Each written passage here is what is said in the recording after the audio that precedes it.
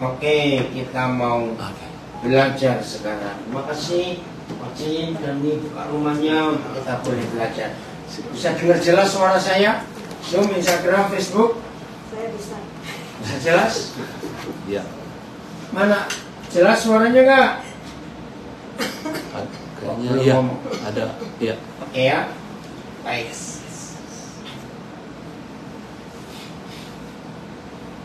Menjelang tahun ini lewat dan kita masuk tahun baru, ternyata tidak sedikit orang-orang itu menanyakan tahun depan itu bagaimana, kota mana atau tempat mana, negara mana yang kira-kira paling aman. Oh, ada banyak pertanyaan.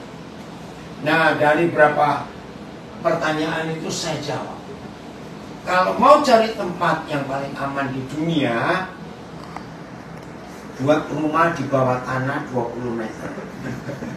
Enggak. Oke ya. Saya bilang, tempat yang paling aman, ini secara umum saya berkata, di mana ada Tuhan Yesus. Yes. Amin. Tapi itu nggak cukup. Itu nggak cukup. Terus bagaimana? Coba kita ingat kembali ke tahun kembar yang lalu 2020 ketika COVID mulai merajalela. Saya percaya semua kita, ya, hampir semua gereja lewat Zoom waktu itu, lewat online, selalu menekankan Mazmur 91, betul tidak? Ya. Wah, itu ramai sekali.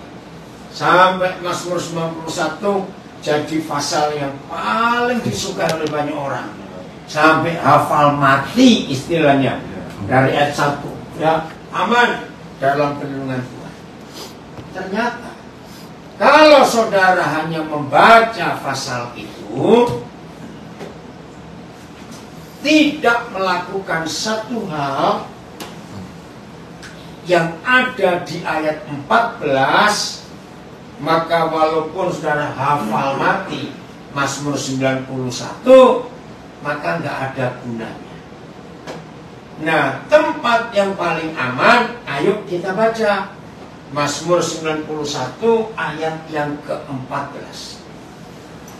Mazmur 91 ayat yang ke-14.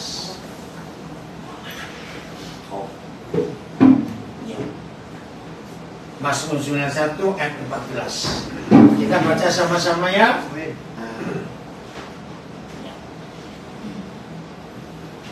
Udah? Ya. Semua dapat? 1, 2, 3. Sungguh hatinya melekat, Ya.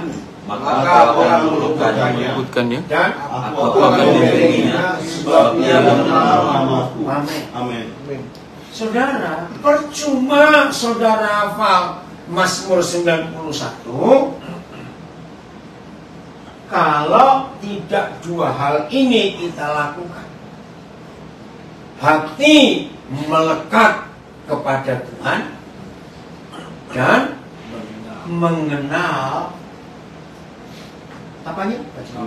Namaku. Mengenal namanya. Dua hal ini yang harus ada di hidup kita. Jangan kaget atau bagaimana kalau saya katakan mari-mari. Orang yang rajin ke gereja, orang yang rajin berdoa, orang yang rajin melayani, orang yang rajin puasa, maaf, saya tanya, pasti nggak orang itu melekat hatinya dengan Tuhan? Hati-hati jawabnya. Enggak pasti. Belum tentu.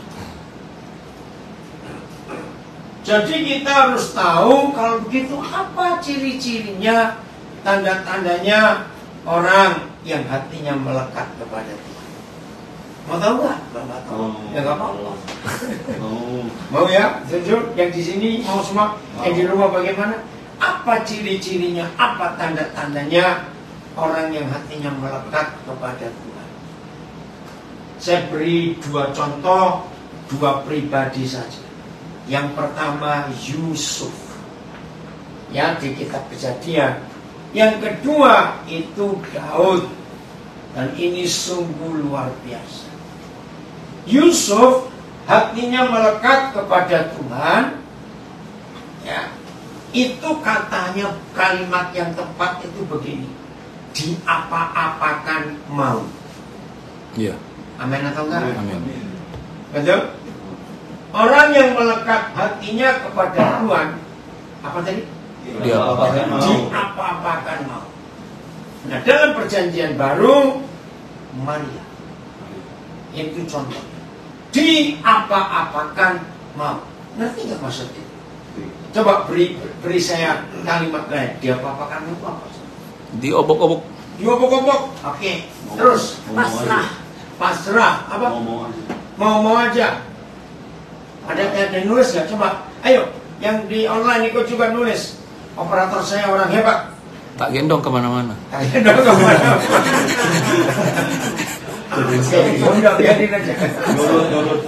Iya. Apalagi? Ayo. Ada nggak? Ada nulis nggak? Nurut, hanya nurut. Nurut. Ya. Dia papakan mau. Ayo satu lagi. Menerima. Ya. Dan terima bahasa Jawa. Terima. Oke. Ada kalimat ini sudah. Tidak pernah membantah Ya. Tuhan. Betul. Betul nggak? Tidak pernah membantah. Jangan biasakan mengucapkan kalimat ini. Aku ini sebetulnya mau, tapi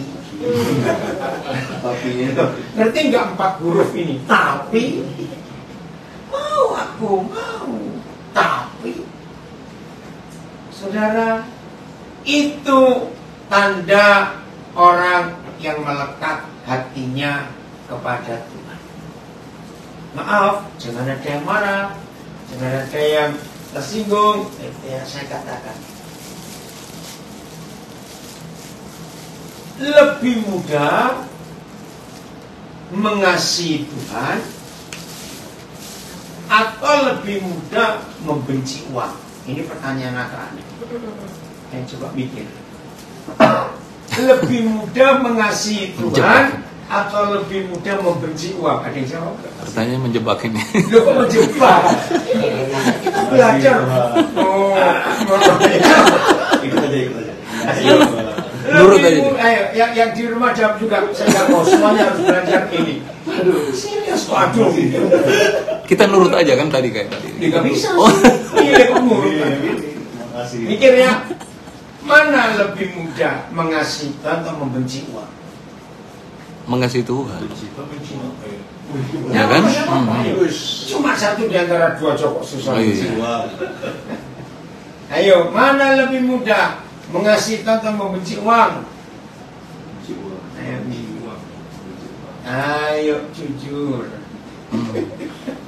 Mana ada yang benci uang? Kenapa? Nggak ada yang benci uang. Nah, itu yang jujur. Iya. Ternyata lebih sulit membenci uang daripada mengasihi Tuhan. Iya. Renungkan itu dalam hidup kita. Justru kalau saudara dan saya ingin mengasihi Tuhan, harus membenci uang. Coba supaya yang belum pernah tahu hukumnya ini, tahu hari ini. Matius 6:24. Wih, ngeri sekali. Berarti saudara, hal yang pertama dan yang terutama menyebabkan ada banyak di antara kita tidak bisa melekat hatinya kepada Tuhan karena saudara melekatkan uang di hati. Ngeri. Sebelum dibaca Matius 6:24, saya punya 2 kalimat ini untuk membuktikan apakah saudara sudah membenci uang sehingga saudara bisa mengasihi Tuhan. Nomor 1, sering-seringlah nggak punya uang. Oh, nggak ada yang ngambil.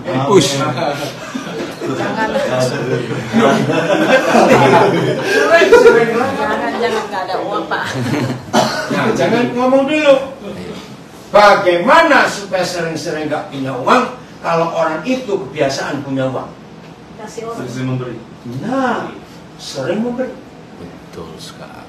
Betul sekali. Nomor 2, ya, tentang uang. Enggak takut kehilangan uang. Ya. Amin. Amin. Amin. Pertanyaannya sama. Bagaimana yang biasa punya uang supaya terbukti tidak takut kehilangan uang? Bukan, mau sering memberi beda kalau ini.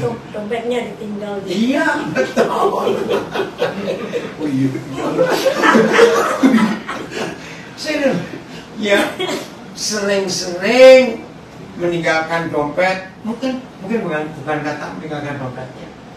Ya, uang itu jangan terus nempel di badan kita. Terus dibawa kemana dompetnya, tasnya. Waduh, kan itu betul Tuhan Yesus berkata. Sebab di mana ada apamu, di situ ada apamu. Di sana ada hartamu. Nah, sebab di mana ada apamu. Contoh saja, contoh kecil saja. Saudara naik bus, naik kereta api, naik pesawat, kalau dompet isi uang saudara atau benda berharga saudara nggak dekat dengan saudara, mungkin agak belakang naruhnya, kelihatan dikit-dikit noleh. Iya. Dikit-dikit noleh. Belum ya atau tidak? Karena hatinya ada di belakang. Masih ada nggak? Sini saudara. Betul. Atau sudah meninggalkan saya? Oke lah, ini perlu latihan. Perlu Betul. latihan. Karena kalau tidak, sulit kita mengasihi. Udah, Matius 6:24. Ya. Kita baca dulu, nanti TSI-nya ya Max. Siap. 1, 2, 3. Tak seorang pun dapat mengabdi kepada dua tuan, karena jika demikian, ia akan membenci yang seorang dan mengasihi yang lain, Terus, atau ia akan setia kepada yang seorang dan tidak mengindahkan yang lain. Kamu tidak dapat mengabdi kepada Allah dan kepada Mammon. perhatikan. Hanya Tuhan Yesus satu-satunya orang di dunia yang berkata, uang itu bukan benda, tapi seorang. Baca baik-baik kata ini. Pribadi. Pribadi uang itu. Aneh. Kalau uang itu seorang atau pribadi, berarti uang itu punya apa? Punya nyawa. Uang itu hidup. Dan terbukti. Uang bisa bunuh orang nggak? Bisa. Sangat bisa. Uang bisa menyebabkan peperangan. Susah. Suami istri bisa bercerai karena uang. Kakak adik kandung bisa bertikai berkelahi gara-gara uang. Betul atau salah? Yes. TSI-nya Mas, bacakan. TSI-nya ibaratnya begini. Kalau seseorang mempunyai dua majikan, Nah, tidak mungkin dia melayani keduanya dengan baik. Dia pasti akan mengasihi dan setia kepada majikan yang satu, tetapi membenci dan masa bodoh terhadap majikan yang lain. ya. Demikian juga kamu tidak bisa menjadi hamba Tuhan sekaligus hamba uang. Wih. Sekaligus.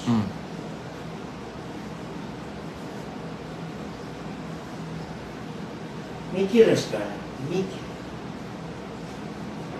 Jadi menurut Mazmur 91 ayat 14 tadi, tempat yang paling aman itu melekat di hati Tuhan. Amin. Amin. Yes. Nah, untuk membuktikan kita sudah melekat di hati Tuhan atau belum, berani enggak kita keluarkan uang dari hati kita? Jangan sombong. Akuilah bahwa itu sulit. Yes. Betul. Sulit. Tapi kalau saudara sudah membiasakan sering nggak punya uang, ya itu jadi kamu. Amin. Maka itu latih lah. Iya. Biasa. Nah, jangan biasa kalau nggak ada uang. Kemarin kan saya tanya gini, ini karena yang datang kemarin sebagian nggak datang ya. Iya. Kita belajar. Siapa yang setuju kalau saya katakan kalimat ini? Nggak punya uang itu masalah. Betul atau salah? Betul. Ya, tadi saya nggak punya uang itu masalah. Nah, yang berkata betul, saya ingin tanya balik. Kalau saudara berkata nggak punya uang itu masalah, itu artinya saudara beranggapan orang kaya nggak punya masalah karena uangnya banyak. Betul atau salah? Salah. Terus yang mana? Kira-kira jujur loh, kita harus sambung. Mengapa jawaban semua orang kalau saya tanya nggak punya uang itu masalah pasti betul? Kalau saudara beranggapan orang nggak punya uang itu masalah, itu artinya apa tadi? Orang kaya nggak punya masalah karena uangnya banyak, padahal Lebih ada banyak masalahnya. Betul tidak? Betul. Ayo kita mikir. Ya. Mana lebih punya mana yang lebih punya banyak masalah, orang kaya atau orang nggak punya uang? Orang kaya. Orang kaya. Kaya. Orang nggak punya uang itu justru sedikit masalah. Tapi nggak bisa kemana-mana, nggak bisa beli apa-apa. Ya diam saja. Iya. Untuk dosa itu nggak ada yang gratis. Semuanya pakai uang. Betul? Yes. Lihat situs porno bayar internet. Maka itu ubah konsep uang. Amin. Kalau begitu masalahnya bukan pada uangnya, pada sikap hati. Sikap hati. Ini maaf ya, maaf, jangan tersinggung. Karena suatu kali Roh Kudus suruh saya ngajar tentang uang, ya agak-agak rinci waktu itu di suatu gereja. Serentak berapa orang menanyakan, kenapa hampir gak ada pendeta khotbah tentang ini? Jawaban saya, kalau pengkhotbahnya cinta uang, gak berani ngomong tentang ini. Loh, betul tidak? Nggak bisa. Kalau toh dia ngomong nggak akan tajam, jadi ngambang. Saudara, ini perkara serius. Jadi penyebab terbesar mengapa banyak pendeta, banyak murid Yesus tidak bisa melekatkan hatinya kepada Tuhan, karena di hidupnya masih ada sikap mencintai musuhnya Tuhan. Wow. Betul itu. Jadi Matius 6:24 yang baru kita baca tadi, kamu gak bisa melayani dua bos. Pasti kamu akan mencintai yang satu dan membenci yang lain. Maka kita tidak bisa melayani Tuhan sekaligus menjadi hamba Tuhan. Tidak bisa. Renungkan. Nah, yang sudah terbiasa hidup kaya, siap-siap 4 hari kemudian sebelum masuk tahun baru, siap-siap untuk belajar jadi miskin. Kenapa tertawa? Uangnya dilempar semua. Iya. Pokoknya nggak takut kehilangan sih, nggak bisa. Yang di Taipei pernah nyanyi lagu ini nggak? Satu-satunya yang ku andalkan. Pernah ya? Nah, yang di rumah juga pernah nyanyi lagu itu. Saya mau yakinkan saudara, jangan nyanyi lagu itu ketika duitmu masih banyak. Betul. Betul. Betul enggak? Karena orang yang uangnya masih banyak nggak bisa berkata satu-satunya yang ku andalkan. Betul. Masih ada uangnya. Serius, saudara. Gini loh logikanya. Tidak ada seorang pun di dunia ini, siapapun, presiden, raja, konglomerat, berani berkata tahun depan itu lebih baik daripada tahun sebelumnya. Woi, tahun depan itu semuanya jadi mudah. Ada yang berani ngomong seperti itu? Ada. Enggak. Yang kampanye itu loh. Lain itu kampanye. Yang kampanye itu dia janji lebih baik. Lain janji itu beda. Oh, iya. Saudara? Nah, kalau orang itu nggak ada yang berani berkata tahun depan itu pasti begini, pasti begitu indah semuanya, saya nggak tahu kata lainnya. Siap-siaplah Ya. untuk menghadapi kesulitan. Ingat dulu dalam kitab Wahyu dikatakan, Ya. kalau masa itu datang, uang pun nggak bisa dibuat apa-apa. Ya. Masih ingat kitab Wahyu ya? Betul. Jadi kekayaan yang saya katakan nggak bisa dibuat apa-apa. Kalau masa sulit itu datang. Kalau nggak datang juga nggak apa-apa. Tapi kan lebih baik kita belajar miskin dari sekarang. Supaya kalau ia datang, bisa biasa. Melatih diri. Melatih diri ngomong. Jadi saya ulangi lagi. Hanya ada satu penyebab. Saudara nggak bisa melekat di hati Tuhan. Karena ada uang Tuhan. Saingan Tuhan.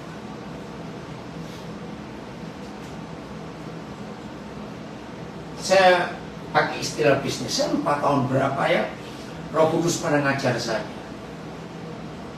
Kalau ada orang mau memulai bisnis, ayo sebutin aja ya. Apa yang perlu dipikirkan? Nomor 1, nomor 2, nomor 3, nomor 4, nomor 5 sampai 5 saja. Apa dulu? Modal, jelas. Nomor 2, tempat. Nomor 3, yang mau dijual, produk. Nomor 4, ayo pura-pura jadi bisnismen semua gitu loh. Tinggal kita mau punya usaha tahun depan ini, Omset. modal, tempat, yang mau dijual, konsep, karyawan. Betul, salah semua. Dalam ilmu bisnis yang saya belajar dari Roh Kudus, bukan dari buku, yang harus kita pikirkan saingan. Betul tidak? Kalau kita tidak mempelajari saingan kita, percuma modal besar, Tuh. percuma tempat strategis, percuma produk yang mau dijual, percuma karyawan, marketing. Mikir dulu saingan ini loh. Kenapa itu penting? Ayo. Satu kali dalam pertemuan para pebisnis, mereka kaget. Iya, kalian betul ini. Kenapa? Ayo cepat. Modal boleh hebat, Ya. tempat boleh strategis, semuanya. Tapi kalau kita nggak mikir saingan kita, Ya. ayo. Jadi apa? Cepat. Ini ilmu bisnis yang luar biasa dan Roh Kudus yang mengajarkan. Ayo, kenapa? Satu kalimat aja, satu kata aja. Ayo baca yang di rumah. Strategi, belajar strategi mereka. Iya, belajar strategi mereka. Begini istilah. Kenali musuh. Setuju? Kenali musuh kita. Dalam ilmu perang ini wajib. Nah, setelah kita membaca Matius 6:24, siapa saingan Tuhan Yesus? Uang, mampu. Iya. Kita harus kenali dia loh. Itu yang menyebabkan hati kita nggak bisa melekat kepada Tuhan. Sama uang masih menjadi yang terutama. Pokoknya siapa saja yang mengasihi uang, dia pasti membenci Yesus. Udah, nggak usah dibahas. Itu fakta. Jadi 2024, jangan mikir nambahin modal dulu untuk bisnis. Jangan mikir mau nambah ini nambah itu. Lebih baik mikir, apakah aku bisa berkata hanya Yesus, hanya Yesus. Yes. Nggak ada yang lain lagi. Mikir. Hatinya melekat. Kisah Rasul 13 ayat 22. Ini bukti bahwa Daud itu hatinya melekat kepada Tuhan. Kisah Rasul 13 ayat 22. Kita lihat. Kenapa? Cari soal. Oh, Pak. Enggak, cari apa? Enggak. Cari orang. Oh, itu. Pas. Sudah? Baca sama-sama. 1, 2, 3. Setelah Saul disingkirkan, Allah mengangkat Daud menjadi raja mereka. Tentang Daud Tuhan. Nah, stop. Ini kalimat penting. tentang Daud. Apa Tuhan? Telah menyatakan. Nah, saudara-saudara, saya mau tekankan kalimat ini. Mulai hari ini, kalau baru mulai hari ini, saudara mulai siap-siap untuk menghadapi tahun baru. Ya, tapi yang sudah berapa hari puji Tuhan. Tidak ada hal lebih penting buat semua kita untuk masuk tahun yang akan datang kecuali tahu Tuhan ngomong apa tentang kita. Betul. Katakan amin. Amin. Bisa nggak Tuhan berkata, Daniel, sepanjang 2023 kamu tuh mata duita. Ngerti? Kenapa sih? Enggak. Ya betul deh. Maka itu apa yang tertulis di Kisah Rasul 13:22 yang Yahweh Tuhan katakan kepada Samuel, Sam, aku sudah ketemu pengganti Saul, yaitu Daud anak Isai di Bethlehem. Nah, tentang dia, Sam, aku sudah memberitahu. Aku tahu dia ini begini, dia itu begini. Saudara, usahakan sebelum 1 Januari nanti Tuhan sudah bicara tentang kita masing-masing. Siapa saya yang Tuhan katakan? Saya pakai kalimat ini. Kalau orang ngomong tentang kita, biasanya banyak benernya, banyak salahnya. Kalau orang ngomong tentang kita, banyak benernya atau banyak salahnya? Tergantung. Kalau kita rajin ngasih duit, ngomongnya beda dengan kita jarang ngasih duit. Maaf, betul tidak? Beda. Tapi kalau Yahweh Tuhan yang bicara tentang kita, Ya. ayo, Pasti benar. pasti benar. Apa adanya. Ini luar biasa. Tentang Daud, Tuhan telah berfirman. Apa? Ada 2. 1, baca. Ayo. Aku telah mendapat. Nah, aku telah mendapatkan Daud bin Isai, seorang yang berkenan di hatiku. Dalam bahasa Inggrisnya, a man after my own heart. Artinya gitu. Dalam bahasa Orang, Jermannya, kenapa? dalam bahasa Jermannya, orang yang menyukakan hati. Menyukakan hati Tuhan. Pleasing the Lord. Jadi begini, Daud itu hatinya nempel terus kepada Bapa di surga, ngikut terus. Maka itu saya katakan di awal tadi, apa itu arti melekat pada Tuhan? Diapa-apakan mau. Nah, hatinya ngikut terus. Temukan itu di hati kita masing-masing. Ya. TSI-nya. Setelah Tuhan menurunkan Saul dari tahtanya, Menurunkan Saul, ya. dia mengangkat Daud jadi sebagai raja. Dan inilah yang Tuhan katakan Nah, inilah yang Tuhan katakan tentang Daud. Ya, Pada Daud anak Isai itulah aku sudah menemukan orang yang hatinya sesuai dengan hatiku. oh, hatinya sesuai dengan hatiku. Yang kedua, Dialah yang akan melakukan semua yang aku mau. garis bawah. Dialah yang akan melakukan semua yang aku mau. Saudara, saya mau buat saudara kaget. Ya, dengarin. Waktu Yahweh Tuhan bicara ini tentang Daud kepada Samuel, Daud sudah dipanggil, sudah dipilih, sudah diurapi, sudah melakukan sesuatu enggak? Coba bilang yang lain. Belum. Aneh enggak? Kita itu menilai seseorang kalau Sudah. dia sudah melakukan. Ini belum. Daud masih jadi gembala. Ini loh. Lagi sekali, tempat yang paling aman di tahun yang akan datang seterusnya, bukan di sono, di sini, di situ, tapi melekat di hati Tuhan.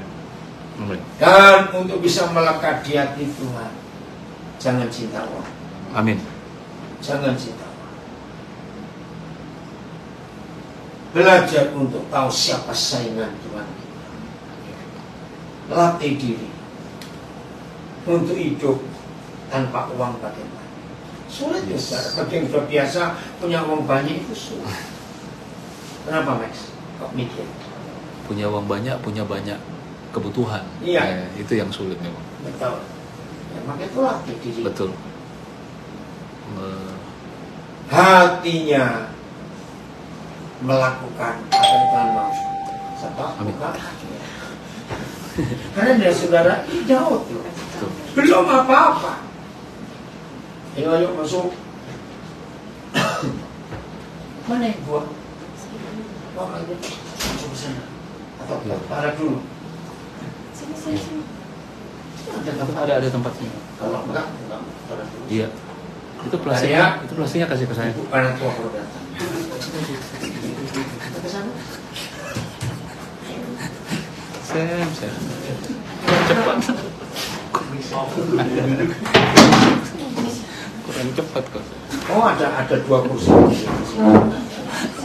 Saya kurang maju sini. Maaf. Ya nggak cukup kakinya. Taruh. Cukup sudah. Aman papi, aman. Aman ya. Sip. Mantap dah. Nah, ya kita kembali lagi. Jadi Daud itu belum ngapa-ngapain. Kok bisa Papa bicara seperti ini? Ya. Lihat kalimat yang terakhir. Dia akan melakukan berapa kehendak?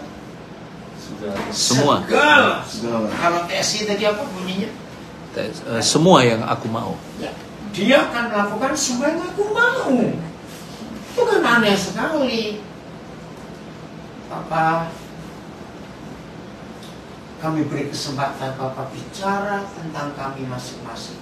Amin. Kami ini siapa di matamu. Setuju? Setuju. Harus, Pak. Tidak bisa tidak. Izinkan Papa memberitahu diri kita masing-masing siapa kita. Ya. Dengan itu kita akan melakukan. Suruh Tuhan jujur. Yes. Loh kenapa? Permintaan ini kan aneh. Kok minta Tuhan suruh jujur kepada kita? Ngerti nggak arti kalimat itu? Ya. Apa itu? Kenapa kita minta, kita izinkan Tuhan itu jujur kepada kita? Ayo, kenapa? Kenapa? Supaya tahu sebenarnya tentang kita. Iya, ya kenapa? Kita harus memberitahu dia, mengizinkan dia supaya dia memberitahu semua tentang kita. Supaya Tuhan mengeluarkan semua apa yang ada di hati. Bukan supaya Tuhan mengeluarkan semua. Ini jawabannya. Kita ini munafik. Setuju saya ngomong? Setuju. Bisa nggak saudara terkaget-kaget ketika diberitahu siapa kita sesungguhnya? Betul. Nanti kalimat ini, bisa nggak kita kaget-kaget? Ternyata aku begini.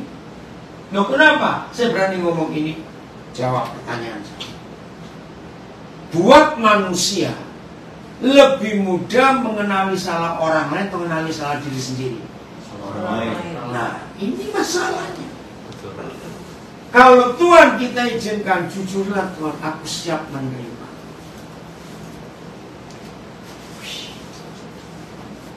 Luar biasa. Masih ingat Matius 7:23 ada kalimat itu. Pada waktu itulah Ya. aku akan berterus terang kepadamu. Masih ingat itu Matius 7:23? Yes. Saudara mari. Pada waktu itulah akhir zaman itu nanti dia akan berterus terang kepada kita. Saya tanya, buat saudara lebih baik Tuhan berterus terang sekarang atau nanti? Nah, ini yang saya katakan tadi. Kenapa kita izinkan Tuhan untuk berterus terang kepada kita? Yes. Karena kita ini banyak kemunafikan. Manusia banyak pakai topeng. Nah, kalau kita menutup diri, Tuhan pun gak bisa bekerja. Kamu tutupi aku kok. Iya. Roh Kudus tolong kami. Amin. Ini prinsip yang luar biasa yang harus kita miliki dalam hidup kita. Ya. Bicara Bapak, untuk kami masing-masing, kami siap. Apapun yang Bapak mau sampaikan, silakan. Woi, luar biasa. Kalau sampai Tuhan akan jujur kepada kita, izinkan dia bicara. Karena kalau kita nggak mau dia tunjukkannya, dia pun nggak akan mau. Coba baca di Mazmur 18 ayat 26 coba. Bukan Matius 18. Mazmur 26, 18 ayat 26 coba saya lihat. Terhadap orang yang suci. Nah itu, ya bacakan. Ayo, Mazmur 18 26. 1, 2, 3. Terhadap orang yang suci engkau berlaku suci, tetapi terhadap orang yang bego engkau berlaku berat-belit. Ngerti nggak? Belum ngerti nggak maksudnya? Luar biasa loh Tuhan. Atau kalau saya pakai kalimat negatif, berarti Tuhan bisa nggak jujur kepada kita nggak? Nggak bisa. Bisa. Ya kalau kita bengkok ya itu juga berbeda. Oh iya. Kalau kita nggak lurus, itu ngeri.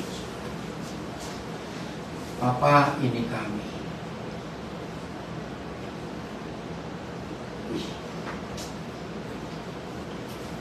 Maka itu yang Bapak minta, ketulusan hati kita. Katakan Yes. Amin. Amin. ketulusan hati kita. Right. Itu yang Bapak minta. Jangan belat-belit kepada Tuhan. Maka itu kata tetapi hati-hati. Ya. Biar Roh Kudus bekerja semau-maunya dalam hidup kita. Itu yang melekat. Siap ya? Tuhan akan buka siapa kita.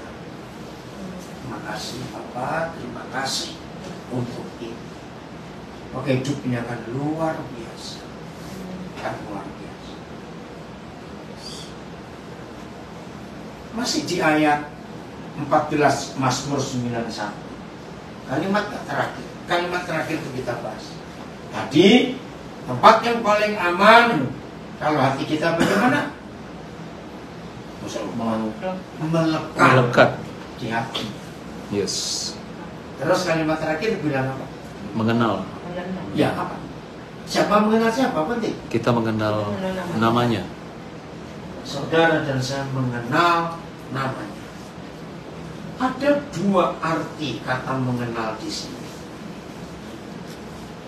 Maaf, bagi saudara yang sering tanya saya sejak tahun 88 bulan Oktober saya katakan, saya tidak panggil Allah lagi terhadap papa saya, karena itu bukan namanya. Satu-satunya Alkitab di dunia pakai nama Dewa Air itu cuma Alkitab bahasa Indonesia. Allah itu Dewa Air ya. Kenapa? Itu gara-gara penterjemah. Penterjemah Alkitab pertama bahasa Melayu itu dua hamba Tuhan dari negeri Belanda. Melayu ya, belum ada bahasa Indonesia. Itu di awal abad 18. Nah, yang menemani semua penterjemah Alkitab harus ditemani oleh orang lokal. Kenapa? Karena harus tahu bahasanya. Nah, ketika sampai pada kata Tuhan, Lord, Tuhan, dua penerjemah ditemani dua haji. Bingung juga. Jadi sempat tertunda berapa tahun karena untuk menemukan kata Ju, Lord, Adonai, ya Kurios, itu nggak ketemu-ketemu. Sebab di dalam bahasa Melayu nggak ada kata Tuhan. Akhirnya masuklah kata itu dan syahadat Muslim nggak ada Tuhan selain Allah. Karena nggak ketemu, ya udah kita masukkan nama itu kesalahan. Nama papa kita jelas siapa. Pangkatnya itu Tuhan. Itu beda. Amin. Itu yang pertama. Oke, saya tidak memaksa saudara untuk karena, tapi sejak itu saya nggak mau panggil nama papa saya dengan nama yang lain. Oke? Ada yang berkata, loh, tapi maksudnya kan itu. Tidak bisa. Contoh. Kalau saudara memberi nama anak itu Yudas, capek anak itu kalau tiap kali gini loh, kalau kamu bukan Yudas yang itu, tapi Yudas yang satu. Ngerti nggak maksudnya? Kan ada dua Yudas memang di perjanjian baru. Betul. Satu murid Yesus yang menjual, dan satu saudara Yesus, Yudas. Ya, begitu ada kitab Yudas. Capek. Maka itu nggak usah debat. Yang kedua, mengenal namaku. Semua bangsa di dunia bicara nama itu pasti bicara karakter yang punya nama. Betul atau salah? Bicara karakter ada yang punya nama. Jadi kalau Mazmur 91 ayat 14 mengenal namaku, berarti mengenal apanya Tuhan? Karakternya Tuhan. Yes. Apa tujuan Tuhan ingin saudara dan saya mengenal karakternya? Ya. Apa tujuannya? Iya, implementasi supaya kita mengikuti karakter itu. Iya. Ya, sampai hari ini semua. Ya, orang Indonesia, lihat orang Tionghoa. Wow, nama anak itu penting. Karena itu sangat berarti. Contoh, ada orang Jawa namanya Sugiarto. Sugi itu kaya, Arto itu uang. Nggak mungkin begitu lahir. Namanya miskin ya, nak miskin. Suka miskin. Kasian. Suka miskin. Oke, ya, nah. Jadi saudara dan saya untuk mendapatkan tempat yang paling aman, ingat dua hal. Satu, apa tadi? Hati kita Melekat. melekat di hati Tuhan. Apa kata lain tadi? Hati ini melekat di hatinya. Iya, dia apa-apa mau. Ya. Amin. Yang kedua, mengenal namanya. Ya. Nah, papa kita itu luar biasa. Kalau kita bisa mengenal namanya, yang artinya mengenal apanya tadi? Karakternya. Pribadinya. Maka ada timbal balik. Papa kan berkata, aku mengenal kamu juga. Kita buka Keluaran 33 ayat 17. Ini Papa, terima kasih. Silakan Papa, kenali kami masing-masing, kami siap. Tapi kita harus melekat dulu hati kita dengan hati Tuhan. 33 ayat 17. Keluaran 33 ayat 17. Ayo kita baca. 1, 2, 3. Berfirmanlah Tuhan kepada Musa, juga hal yang telah kau katakan ini akan kulakukan. Ya. Karena engkau telah mendapat kasih karunia di hadapanku, dan aku mengenal engkau. Luar biasa. Aku mengenal engkau. Dalam bahasa Inggris, I know you by name. Wih, berarti kenalnya betul-betul kenal. Ini loh timbal balik. Kalau saudara dan saya diberi kemampuan untuk bisa mengenal nama Papa kita, suatu titik nanti entah kapan, maka Papa akan berkata, Max, aku kenal kamu. Siap. Amin. Suha, aku kenal kamu. Nah, saya balik. Oh, kenal, Papi Dan. Iya, saya balik ke kalimat. Ini ngomong Indonesia. Mana yang lebih dipercaya kalau kita ngomong pada teman-teman, oh aku kenal Presiden Jokowi, dengan sekali di TV atau muncul acara Jokowi, oh Max Lenny aku kenal. Nah, ngerti nggak pertanyaannya? Jadi siapa yang lebih kuat ya? Jokowi kenal. Nah, Pak Jokowi sebut. Yahweh Tuhan yang bicara. Yes. Musa, aku kenal. Amin. Ini yang kita temukan di Kisah Rasul 13:22 tadi. Tuhan berkata sesuatu tentang tahun depan. Nggak usah sibuk cari modal baru, cari apa, izinkan. Ntar Izin bener gimana juga. ya? Oh, nggak bisa. Kuncinya banyak sekali. Dan masuk Mister Martabat Jawa. Maka siapa yang dulu nggak? Sana. Ya, ini luar biasa, saudara. Betul nggak? Luar biasa, sangat hebat. Oke, lanjut ya. Dahsyat nggak? Kalau sampai Papa yang berkata, aku kenal kamu. Dahsyat. Izinkan itu. Jangan berdua. Izinkan Papa bicara kepada kita bahwa dia kenal kita. Amin. Kenal kita satu persatu. Amin. Nah, akibatnya apa? Ya.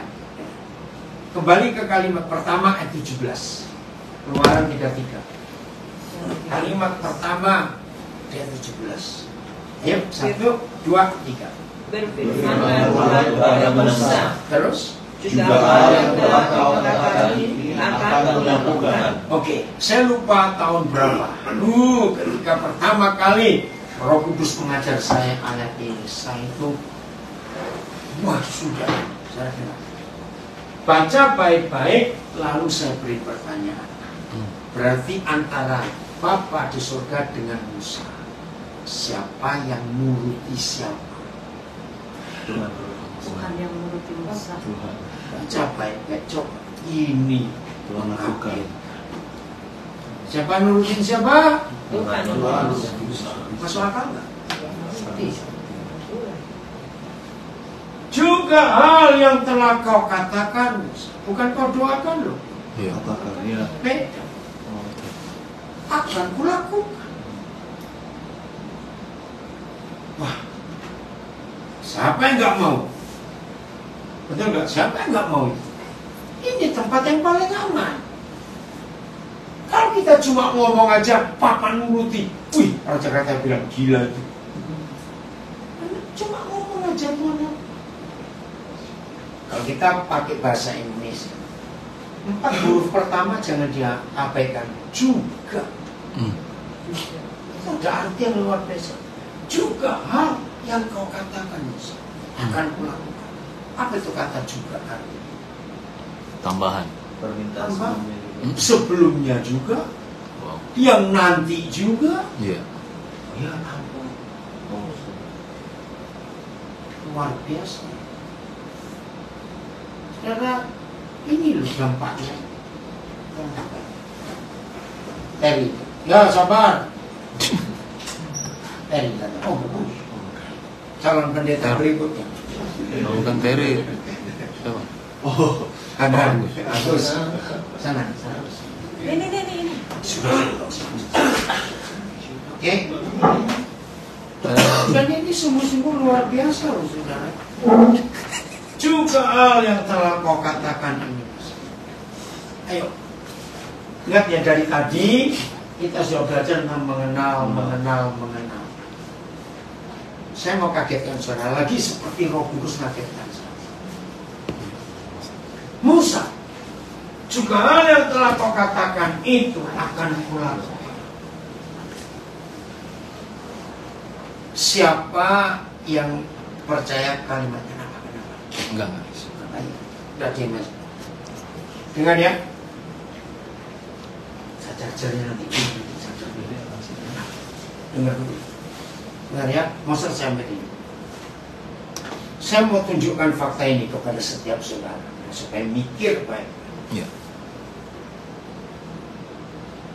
Dan kemana? Dan urusan makan nanti. Oh,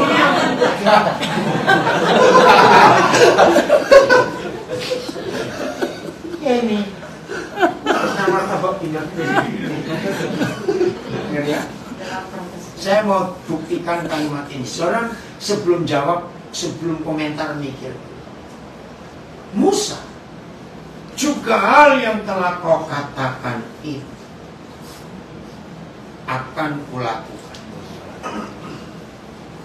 Sadar nggak? Berarti Tuhan begitu kenal Musa, sampai Tuhan berkata, Musa bakal nggak pernah salah ngomong. Ya atau tidak? Tidak. Juga hal yang kau katakan yang akan kulakukan. Padahal Musa sebagai manusia bisa salah ngomong. Bisa salah. Tapi begitu kenalnya Tuhan Yahweh kepada Musa. Iya. Sampai Yahweh Tuhan percaya Musa nggak akan pernah salah ngomong.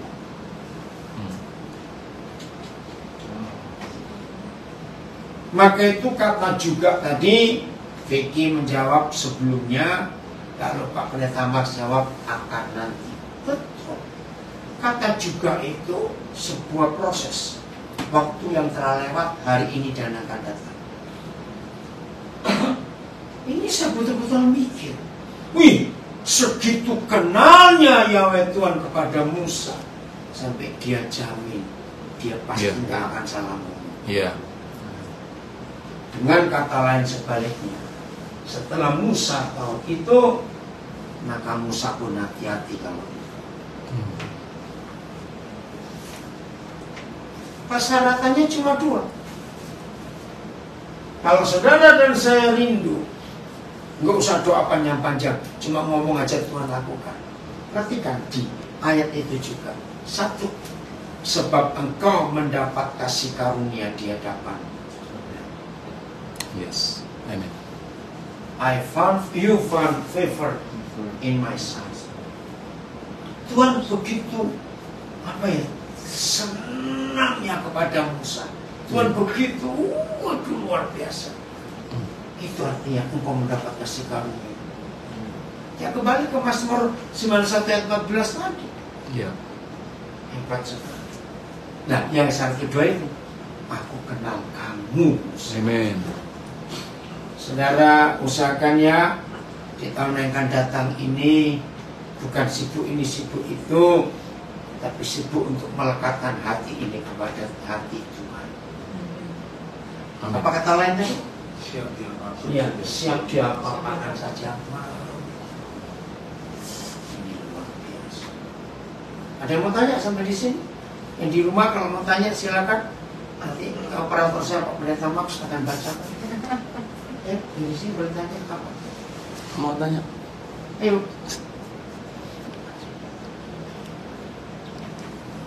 Apa? Wajahnya malu sih. Oh iya. Enggak apa-apa. Ya, apa? Tadi Pak bilang kita tanya sama Tuhan tentang apa hidup kita. Itu cara kita tahu Tuhan bicara sama kita. Nah, itu yang dia apa? Di rumahnya Yesus Secara pribadi. ya kalau kita sudah kenal dia, suaranya kita pasti kenal. Tuhan bisa juga bicara lewat seorang hamba Tuhan. Nah, jangan diharapkan. Lebih baik Tuhan bicara pribadi pada kita. Gampang, Bapak pasti bicara. Kalau dia tahu hati kita siap, dia pasti bicara. Maka itu tadi saya katakan, minta Tuhan untuk berlaku jujur kepada kita. Yes. Maka dia akan terus terang kepada kita. Oke, ada lagi? Ya. Mau tanya agak aneh sih pertanyaannya. Kalau misalnya kita kan manusia Pak, terus kita udah ikut Tuhan ya. Tapi di saat kita misalnya masih umur 20 seperti saya gitu, masih muda, sepanjang kita ikut Tuhan, bahkan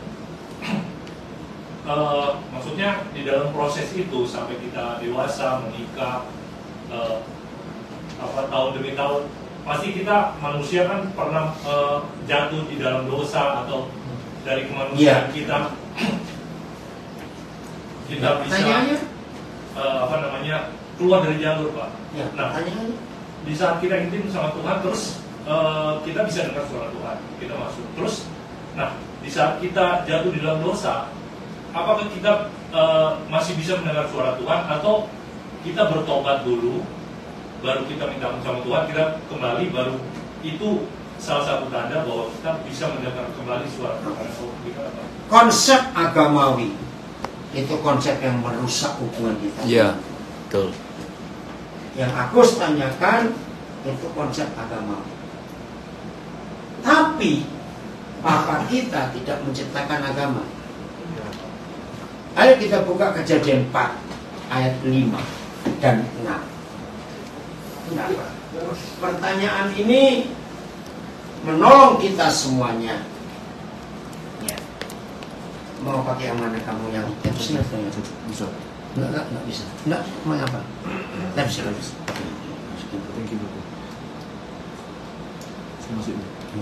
Balik. Coba dilihat. Udah, Kejadian 4 ayat 5 dan 6. Jadi pertanyaannya, apakah ketika kita jatuh dalam dosa, Tuhan masih bisa bicara kepada kita? Lihat, baca sama-sama. 1, 2, 3. Tapi Kain korban persembahannya tidak dimakannya. Terus? Lalu hati Kain menjadi sangat panas dan banyak Stop dulu. Lalu hati Kain menjadi sangat panas dan mukanya murah, artinya penuh kemarahan. Berarti Kain sudah mulai keluar nggak dari jalur Tuhan? Keluar. Lihat ayat 6. Ini loh Papa kita. Luar biasa. Bukan Tuhan di dalam agama. Betul. Amin. Firman Firman Tuhan kepada Nah, kami. stop itu. Bayangkan. Ya. Sam, ini kamu harus tahu yang kamu tanya. Iya. Bayangkan. Saudara, saya ingin nangis kalau cerita soal ini. Itu loh Papa. Bukan Tuhan dalam agama. Betul. Itu Papa. Dan ya, Kain itu masih bisa mendengar ya. Lu makanya. Ini luar biasa. Maka itu kalau sampai ada berkata, orang berkata, aku sudah puasa, aku sudah begini, kenapa kan nggak ngomong? Budek kamu. Orang model gini aja, saya masih berfirman kayak. Yes. Itu Papa. Maka itu buang konsep Tuhan dalam agama. Enggak. Ini Kejadian 3 juga. Setelah Adam dan Hawa menghancurkan rencana Tuhan, Ayat 9 berkata, maka Tuhan berjalan-jalan di hari sejuk di dalam taman. Tidak menunjukkan Tuhan marah. Kalau Tuhan marah, kuprak begitu dong. Itu luar biasa. Maka itu tolong jangan menganggap Tuhan nggak mau bicara kepada kita lagi. Dia mau bicara.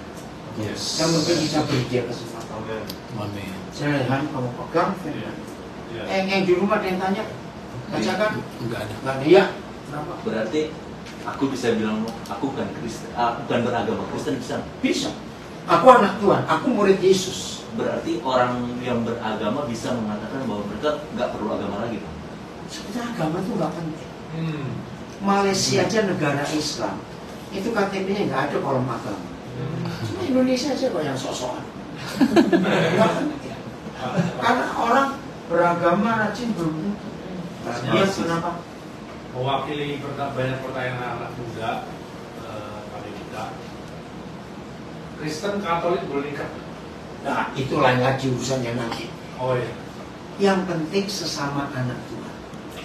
Udah, jadi gak usah tanya masalah. Yang penting murid Yesus anak. Ada pertanyaan ini, Pak. Oh ya, Ditanyakan oleh nggak usah baca Oke. namanya.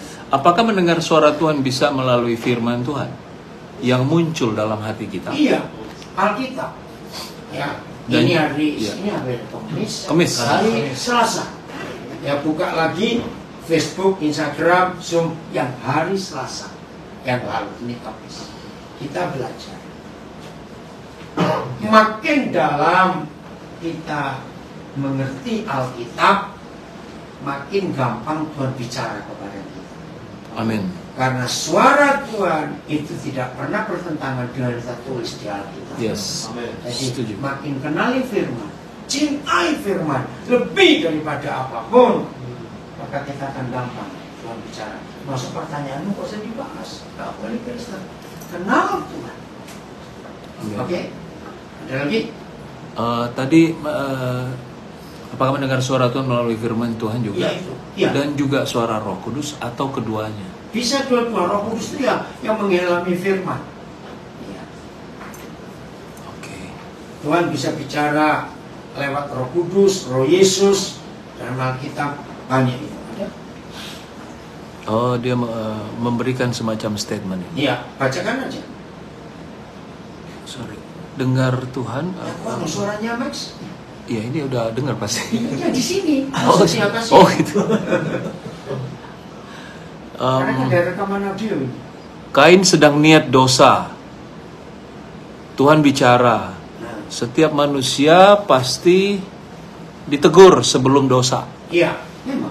Oh, itu komentarnya. Dia statement. Ya. Oh, itu loh Papa kita yang luar biasa. Ya. Jadi nggak usah takut menghadapi Tuhan. Yes. Amin. Tempat yang paling aman cuma satu, malaikat di hati Tuhan. Ya. Yang kita kenal. Amin. Tuhan memberkati kita semuanya. Haleluya.